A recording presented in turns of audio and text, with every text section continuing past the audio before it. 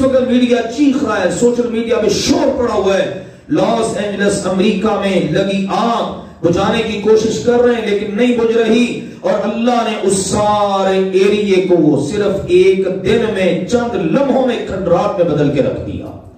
اللہ کہتا فَجَعَلْنَاهُمْ حَصِيدًا خَامِدِينَ، ہم ان کو اس طرح بنا کے رکھ دیتے ہیں جیسے راکھ ہوتی ہے۔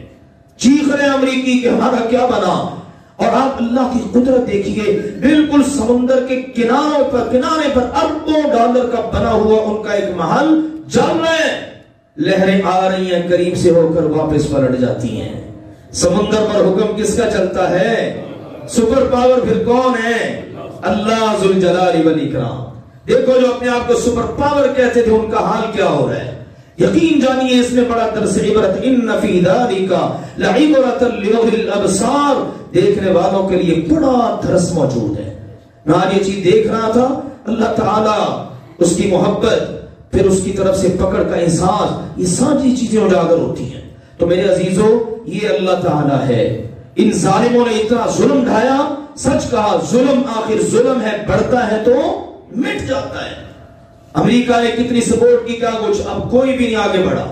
لوگ چیخ رہے ہیں، عورتیں چیخ رہی ہیں ان کی، اور وہ اپنے کھنڈات پر چل پھر رہے ہیں، دیکھ رہے ہیں، وہاں سے گاڑیوں پر گزر رہے ہیں اور اپنی گورنمنٹ کو کوس رہے ہیں کہ اب انہوں نے کچھ بھی نہیں کیا۔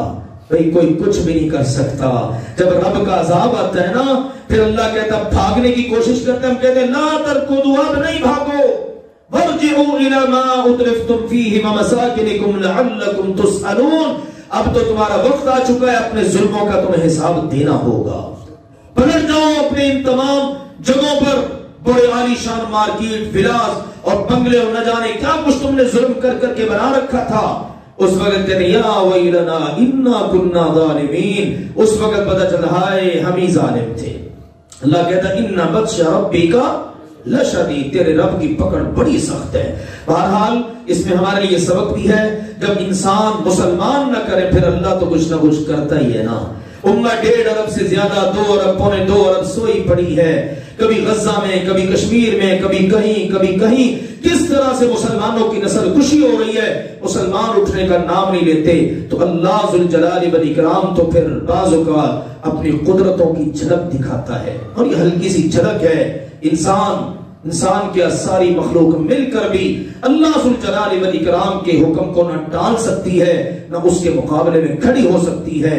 اللہ تعالیٰ انسانوں کو اس حقیقت کو سمجھنے کی توفیق عطا فرمائے۔